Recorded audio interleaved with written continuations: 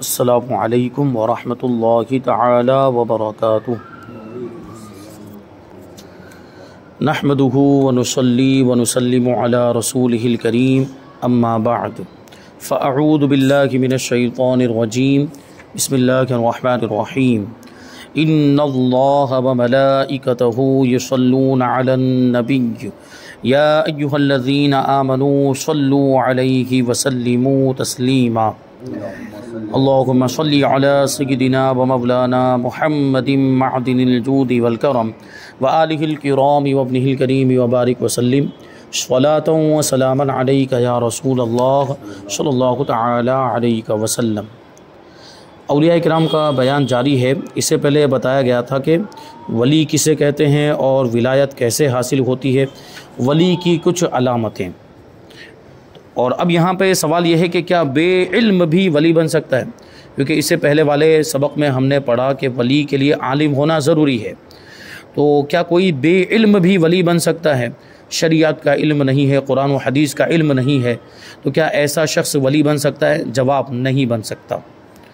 ولایت بے علم کو نہیں ملتی، کوئی بھی بے علم ولی نہیں بن سکتا۔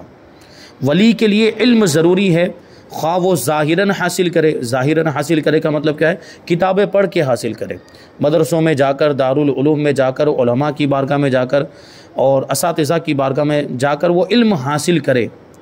ایک تو یہ ہو گیا کہ ظاہری طور پر علم حاصل کرے، یا اس مرتبے تک پہنچنے سے پہلے ہی اللہ پاک اس کا سینہ کھول دے اور وہ عالم بن جائے۔ دیکھیں علم تو کیسا ہوتا ہے کہ ایک تو یہ کہ کتابوں سے علم حاصل کیا، لیکن کبھی کبھی اللہ تبارک و تعالیٰ کسی کو ولایت کے منصب کے لیے چن لیتا ہے تو اس کو علم لدنی عطا فرماتا ہے، اس کے سینے کو کھول دیتا ہے اور اس کو اپنی بارگاہ سے علم عطا فرماتا ہے، پھر اس کو کتابیں پڑھنے کی ضرورت نہیں پڑتی۔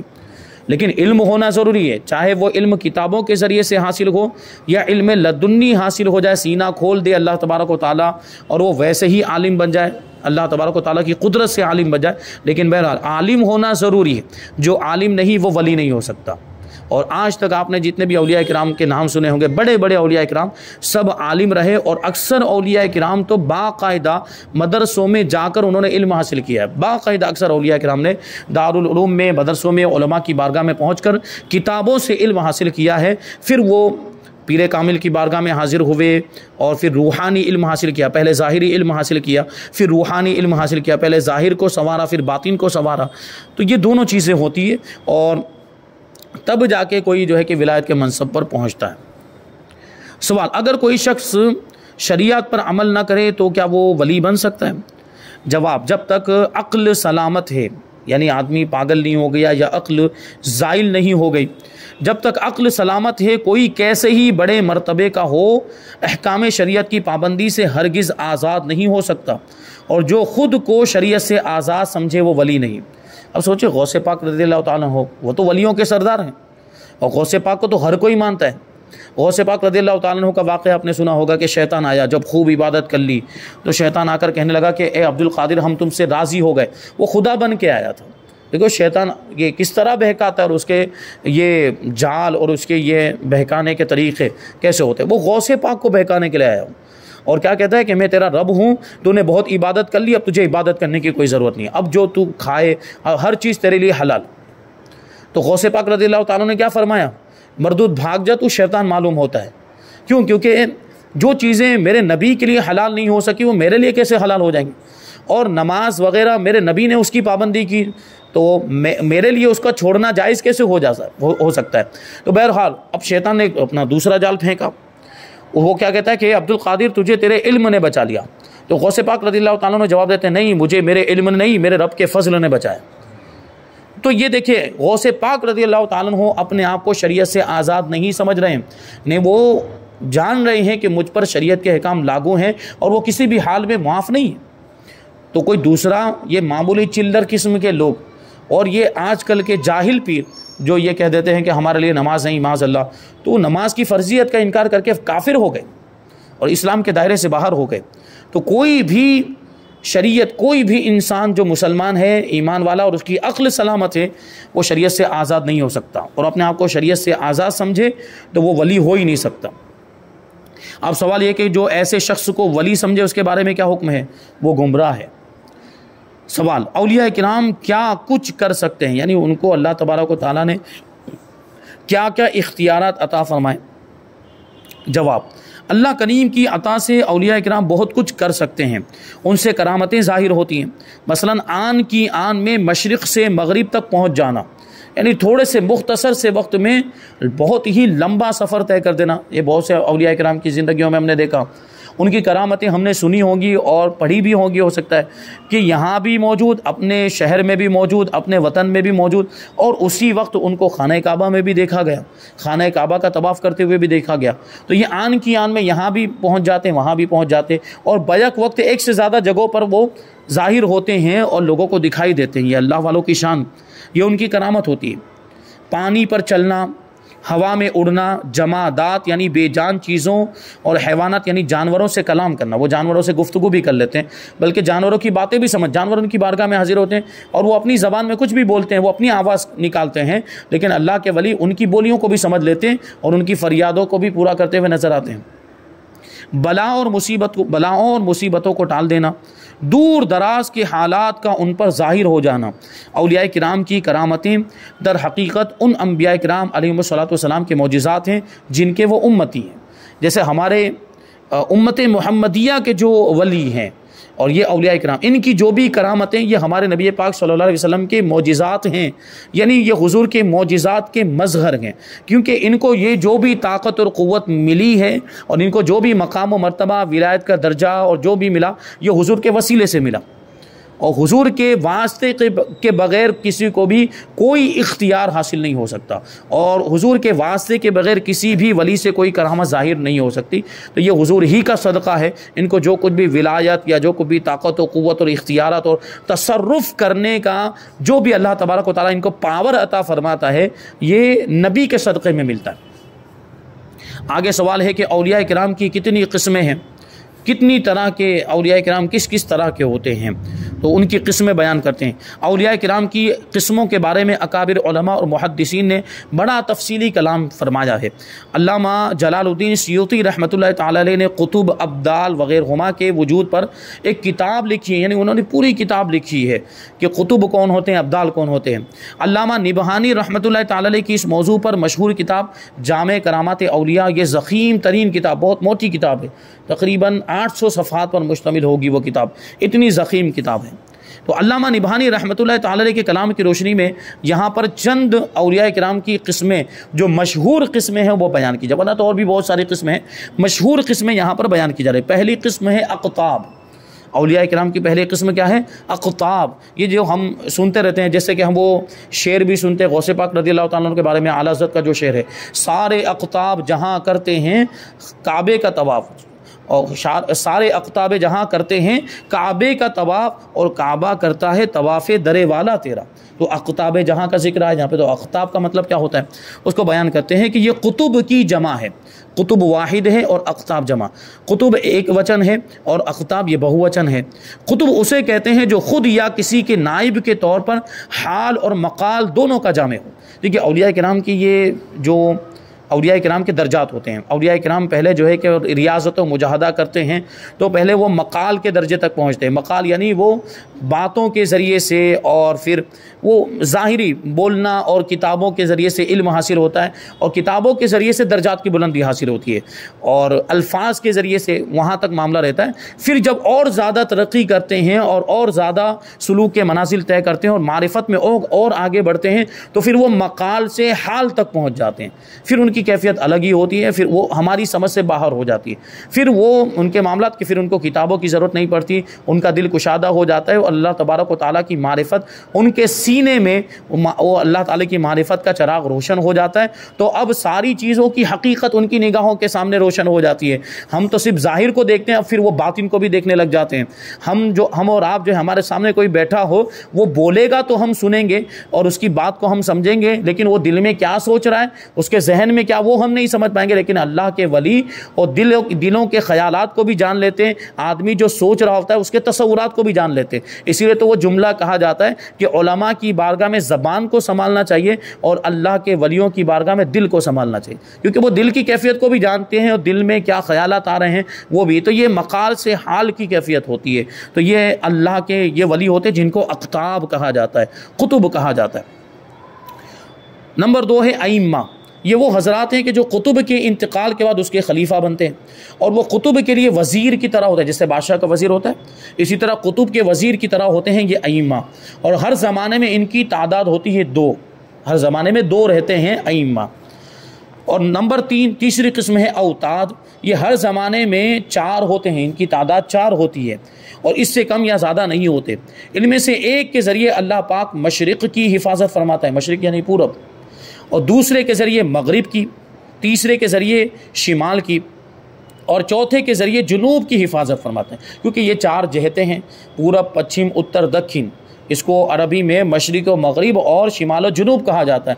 तो ये 4 औताद होते हैं, अल्लाह तबारक व तआला इनको ये चारों समतों में मुकर्रर फरमाता है और इनके ज़रिए से ये दुनिया की चारों जहतों की और चारों डायरेक्शन की अल्लाह तबारक व तआला हिफाजत फरमाता है। और उनमें से हर एक की अपने हिस्से में विलायत होती है, यानी उनका एक एरिया या जो है कि यूँ समझ कि उनके लिए एक डायरेक्शन मुकर्रर होती है। अब वो उस हिस्से के वली होते हैं और उस हिस्से के सारे इख्तियारात, उस इलाके के सारे इख्तियारात उसको हासिल होते हैं जो वहाँ पर, जो अगर कोई मशरिक़ में है तो मशरिक़ के सारे इख्तियारात उस वहाँ के वतद को मिलते हैं, और कोई मगरिब में है तो वहाँ के वतद को मगरिब के सारे इख्तियारात और वहाँ का सारा तसर्रुफ़ दे दिया जाता है कि उनके हाथ में अब वो सारा पावर है, वहाँ जो कुछ भी करना है रद्दो बदल, और अगर कोई हाजतमंद आता है तो उसकी हाजत को पूरा करना है, किसी को रोज़ी पहुँचानी, किसी को ये, वो सब करते हैं वो अल्लाह के वली। तो ये शान होती है। ये तीसरी किस्म है। चौथी किस्म है अब्दाल। इनकी तादाद 7 होती है, इससे कम या ज़्यादा नहीं होते। अल्लाह पाक उनके ज़रिए 7 बर्रे आज़म की हिफाजत फरमाता है। बर्रे आज़म यानी वो कॉन्टिनेंट, क्या बोलते हैं हम लोग उसको, खंड। तो जैसे एशिया एक खंड है, इसी तरीके से 7 खंड हैं, तो हर खंड में अल्लाह के एक वली ऐसे होते हैं जिनको अब्दाल कहा जाता है और उनके ज़रिए से अल्लाह तबारक व तआला उस पूरे बर्रे आज़म की हिफाजत फरमाता है। तो उस जगह, अच्छा इन्हें अब्दाल क्यों कहते हैं? अब्दाल ये बदल से बना, बदल हम जानते हैं, बदल किसी की जगह पे कोई दूसरा आ जाए तो उसको कहते हैं ये उसका बदल हो गया। तो अब ये इनको अब्दाल क्यों कहते हैं कि जब ये किसी जगह से कूच करते हैं, यानी वहाँ से चले जाते हैं और किसी मसलहत और क़ुर्बत की वजह से उस जगह अपना कायम मुकाम छोड़ने का इरादा करते हैं, क्योंकि जाहिर सी बात एक बर्रे आज़म से अगर कोई ये अब्दाल चले जाएंगे तो जाहिर सी बात अब उस बर्रे आज़म की हिफाजत के लिए दूसरा कोई अब्दाल होना ज़रूरी है। तो जब ये वहाँ से चले जाते हैं तो अपनी जगह पर किसी और को रख के जाते हैं। तो किसी खुसूसियत की वजह से, किसी मसलहत के तहत या किसी क़ुर्बत की वजह से किसी और को, किसी अपने ख़ास आदमी को वहाँ वो अपना कायम मुकाम बनाकर जाते हैं, अपना नाइब बना जाते हैं। तो वहाँ ऐसे आदमी को मुकर्रर करते हैं, नामज़द करते हैं जो उनका हम शक्ल हो। हम शक्ल हो का मतलब है कि ज़ाहिरी तौर पर भी, क्योंकि ये तो देखिए अल्लाह वाले होते हैं, तो अल्लाह वाले नज़र फरमाए तो उनकी शक्ल सूरत सामने वाले पर आ जाए और वो उनके जैसा लगने लगे, दिखने लगे। मुराद यहाँ पर यह है कि वो उनके औसाफ में बिल्कुल उनके जैसा होता है, उन्होंने उसकी तरबियत की होती है तो सारी खूबियाँ मुंतकिल होकर वो सामने वाले के अंदर पहुँच जाती और शक्ल सूरत भी फिर उनके जैसी होती। और जो कोई भी उस हम शक्ल को देखे तो वो उसे असली शख्स ही समझे, यानी वो उसको छोड़ कर जाते हैं तो वो सारी खूबियों में और शक्ल सूरत में भी फिर वो अब्दाल जैसा लगने लगता है। तो देखने वालों को भी लगता है कि ये वही है, हालांकि वो एक रूहानी शख्सियत होता है जिसे अब्दाल में से कोई बदल कसदन वहाँ ठहराता है। जिन औलिया में ये क़ुव्वत होती है उन्हें अब्दाल कहते हैं। ये बड़ी ताज्जुब खेज़ बात है, अल्लाह वाले ऐसे भी होते हैं। 5वीं किस्म है रिजालुल गैब। आहलुल्लाह की इस्तिलाह में ये वो लोग हैं जो रब की बारगाह में इंतहाई आजिज़ी का इजहार करते हैं और तजल्लियात रहमान के गलबे के सबब आहिस्ता आवाज़ के साथ कुछ कलाम नहीं करते, यानी अल्लाह के जलवों में खो जाते हैं और फिर उनको दुनिया से और दुनिया की चीज़ों से कोई मतलब नहीं रहता और किसी से बात भी नहीं करते। बस ये अल्लाह तबारक व तआला की तजल्लियात में ऐसे खो जाते हैं, ऐसे गुम हो जाते हैं कि बस ये अल्लाह अल्लाह का जिक्र करते रहते हैं और हमेशा इसी हाल में रहते हैं और छुपे हुए होते हैं, लोगों के सामने जाहिर नहीं होती। क्योंकि देखिए लोगों के सामने आएंगे तो ऐसे ولی کے بارے میں اگر کسی کو پتہ چل جائے تو اس کے ارد گرد بھیڑ لگ جائے گی، تو ان کی عبادت میں خلل واقع ہوگا بھیڑ ہو جانے کی وجہ سے۔ اسی وجہ سے آپ اکثر اولیاء کرام کو دیکھیں گے کہ وہ جنگلوں میں رہتے تھے، اور یہ تو بعد میں ان کے مزارات کے ارد گرد آبادیاں اور بستیاں جو ہے کہ یہ ہو گئی، لوگ آ کر وہاں پہ آباد ہو گئے، بستیاں آباد ہو گئی، یہ بعد میں، ورنہ تو اکثر مزارات جو ہے جنگلوں میں پائے گئے تھے، اور اکثر اولیاء کرام جنگلوں میں رہتے تھے تاکہ وہ عبادت کر سکیں اور ان کی عبادت میں کوئی خلل واقع نہ ہو۔ تو یہ چھپے ہوئے ہوتے ہیں لوگوں سے، اللہ کی عبادت کرتے ہیں، پہچانے نہیں جاتے، اللہ پاک کے سوا کسی سے مناجات نہیں کرتے، یعنی اللہ کے سوا کسی سے اپنی کوئی بھی ضرورت عرض نہیں کرتے، اللہ کی بارگاہ میں ہی اپنی ضرورتیں پیش کرتے، اور اس کے سوا کسی کے مشاہدہ میں مشغول نہیں ہوتے، بس وہ یہی چاہتے ہیں کہ ہمیں رب کی معرفت حاصل ہو جائے، اللہ کی پہچان ہمیں مل جائے۔ بعض اوقات اس سے مراد وہ لوگ ہوتے ہیں جو انسانی نگاہوں سے پوشیدہ ہوں، اور کبھی اس کا اطلاق نیک اور مومن جنات پر بھی ہوتا ہے، کیونکہ جنات نظر نہیں آتے ہیں، تو رجال الغیب، غیب کا مطلب یہ ہوتا ہے پوشیدہ اور چھپے ہوئے، تو یہ چھپے ہوئے ہوتے ہیں۔ بعض اوقات ان سے مراد وہ لوگ ہوتے ہیں جو ظاہری حواس سے علم اور رزق وغیرہ نہیں لیتے، جیسے ہمیں علم حاصل کرنے کے لیے محنت کرنی پڑتی ہے، دماغ لگانا پڑتا ہے اور پڑھنا پڑتا ہے، ڈٹا لگانا پڑتا ہے، بہت سی چیزیں یاد کرنی پڑتی ہے، سننی پڑتی ہے، یہ سب ہوتا ہے، اور روزی وغیرہ حاصل کرنے کے لیے بھی محنت کرنی پڑتی ہے، پھر روزی کو ہمیں جسم کو سلامت رکھنے کے لیے، زندگی گزارنے کے لیے، زندہ رہنے کے لیے کھانا پڑتا ہے، کھانا جو چبا کر اپنے جسم میں پہنچانا پڑتا ہے، یہ سب اس کا پروسیس ہوتا ہے۔ یہ اللہ کے ایسے ولی ہوتے ہیں رجال الغیب جو ان ساری چیزوں سے بے نیاز ہوتے ہیں، ان کو ان ساری چیزوں کی ضرورت نہیں ہے۔ کیوں؟ کیونکہ انہیں غیب سے یہ چیزیں مل جاتی ہیں، ڈائریکٹ ان کو روزی مل جاتی ہے اللہ کی بارگاہ سے۔ آگے سوال ہے کہ اولیاء کرام سے ہمیں کیا ملتا ہے؟ جواب، اولیاء کرام کی محبت دونوں جہانوں کی سعادت یعنی دنیا اور آخرت کی نیک بختی اور رضائے الہی کا سبب ہے۔ کہ اولیاء اللہ سے محبت، کیونکہ اللہ کے ولی اللہ کے دوست ہوتے ہیں، ان سے محبت یا اللہ سے محبت، اگر ہم ان سے محبت کریں گے، ان کے طریقوں پر چلیں گے، ان کے نقش قدم پر چلیں گے، تو اللہ ہمیں اپنا محبوب بنا لے گا، تو یہ اللہ کی رضا حاصل کرنے کا سبب ہے، اور ان کی برکت سے اللہ کریم مخلوق کی حاجتیں پوری کرتا ہے۔ ان کے مزارات پر ہم جاتے کیوں؟ کیونکہ وہ اللہ کے مقبول بندے ہوتے ہیں، محبوب بندے، ان کے وسیلے سے دعا کرتے ہیں، تو اللہ تبارک و تعالی حاجتیں پوری فرما دیتا ہے۔ ان کی دعاؤں سے مخلوق کو فائدہ پہنچتا ہے، اور ان کے مزاروں کی زیارت، ان کے عرسوں میں شرکت سے برکتیں حاصل ہوتی ہیں۔ ان کے وسیلے سے دعا کرنا یہ قبولیت کا ذریعہ ہے۔ ان کی سیرتوں اور ان کی زندگی کے حالات سے رہنمائی حاصل کر کے گمراہی سے بچ کر صراط مستقیم یعنی سیدھے راستے پر استقامت کے ساتھ چلا جا سکتا ہے۔ ان کی پیروی کرنے میں نجات ہے، کیونکہ یہ کامیاب شخصیتیں ہیں، یہ بزرگ اللہ والے، کیونکہ انہوں نے پوری زندگی اللہ کی اطاعت میں گزاری ہے، اللہ کی فرما برداری میں گزاری، تو ان کی زندگی کو جو نمونہ بنائے تو پھر وہ بھی کامیاب۔ تو کامیاب آدمی کے راستے پر جو چلے، کامیاب آدمی کو اگر کوئی آئیڈیل بنائے تو وہ خود بھی کامیاب ہو جائے۔ تو اللہ والوں کو آئیڈیل بنانا چاہیے، نمونہ عمل بنانا چاہیے، اور ان کے طریقوں پر عمل کرنا چاہیے، تو ہم بھی کامیاب ہو سکتے ہیں۔ آگے سوال ہے کہ کرامت کسے کہتے ہیں؟ بہت ہی ضروری سوال ہے کہ کرامت ہم سنتے رہتے ہیں، یہ لفظ آتا رہتا ہے، تو کرامت کا مطلب کیا ہوتا ہے اس کو بیان کرتے ہیں۔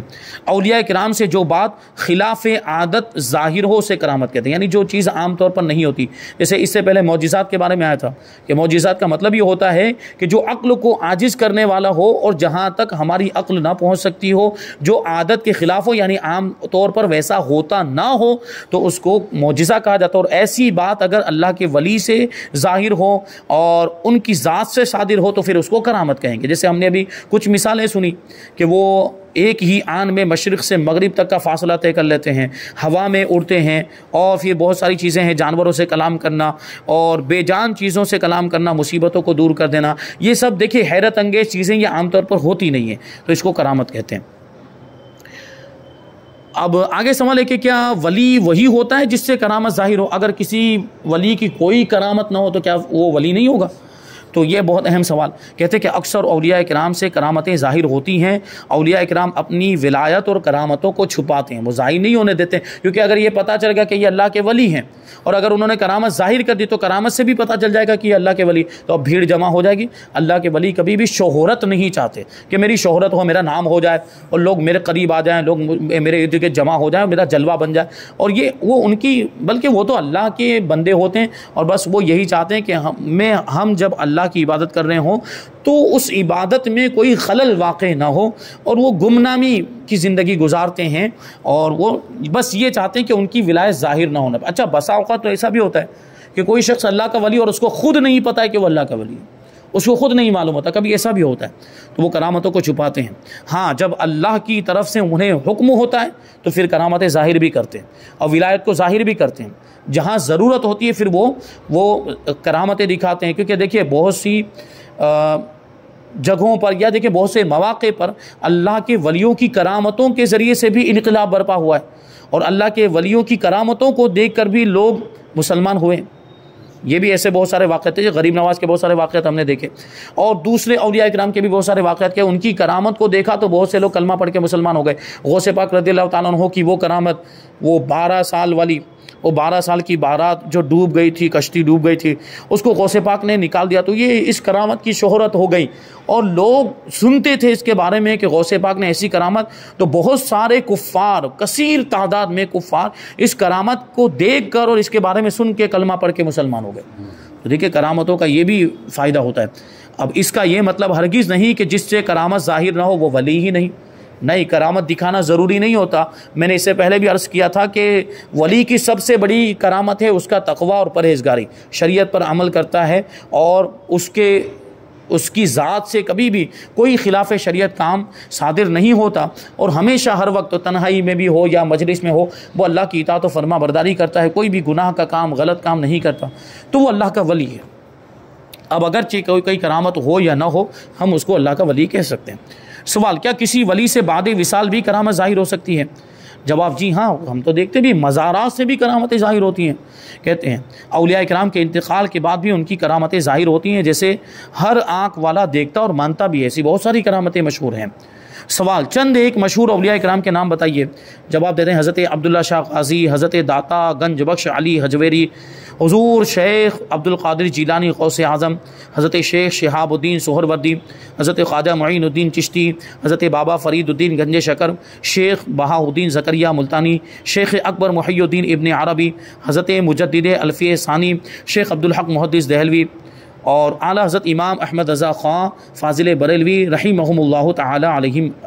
تو یہ تو کچھ اولیاء کرام کے نام دیے، ایسے تو بہت سارے اولیاء کرام، اور یہ صرف یہ ہندوستان پاکستان کے اولیاء کرام ہیں اس میں، ورنہ تو پوری دنیا کے اندر ہزاروں بلکہ لاکھوں کی تعداد میں اولیاء کرام ہوں گے، اور ان کے مزارات بھی ہیں، اور الحمدللہ مطلب سارے مزارات اللہ تبارک و تعالیٰ نے ان کو ایسی تاثیر دی کہ ان کے مزارات سے آج بھی کرامتوں کا ظہور ہوتا ہے، اور وہاں حاضر ہو کر لوگ دعائیں کرتے ہیں تو اللہ تبارک و تعالیٰ ان کی دعاؤں کو بھی قبول فرماتا ہے۔ بہرحال یہاں پر اسلامی عقیدوں کا بیان مکمل ہوا۔ اب یہاں سے معمولات اہل سنت، دوسرا باب شروع ہو رہا ہے، معمولات اہل سنت، یعنی اہل سنت و جماعت جو کرتے ہیں ان کے جو معمولات ہیں، اور اہل سنت و جماعت کی جو چیزیں پہچان بنی ہوئی ہیں، انشاءاللہ وہ ساری باتوں کو، جیسے کہ اس کے بعد جو باب آئے گا کہ یا رسول اللہ یا نبی اللہ کہنے کا کیا حکم ہے، کیونکہ اہل سنت و جماعت یا رسول اللہ یا نبی اللہ یعنی حضور کو پکارتے ہیں، دور سے پکارتے ہیں، یا رسول اللہ کہہ کر پکارتے ہیں، تو یہ کہنا کیسا ہے، اور اس کی بہت تفصیل انشاءاللہ بیان کریں گے۔ اور پھر یہ کہ غیر اللہ سے مدد مانگنا کیسا ہے، اللہ کے علاوہ کسی اور سے مدد مانگنا، تو یہ کیونکہ ہمارے جو مخالفین ہیں اس کی بنیاد پر ہمیں مشرک کہتا ہے کہ غیر اللہ سے مدد مانگنا شرک ہے معاذ اللہ، یہ بات کہتے ہیں، تو اس کو انشاءاللہ جو ہے کہ دلائل کی روشنی میں ثابت کریں گے، اور آئندہ دروس کے اندر ہم یہ ساری باتیں تسلسل کے ساتھ شامل کرتے رہیں گے۔ اللہ تبارک و تعالیٰ کی بارگاہ میں دعا ہے کہ جو کچھ بھی بیان ہوا اس پر ہم سب کو عمل کرنے کی توفیق عطا فرمائے۔ وما علینا الا البلاغ۔ السلام علیکم۔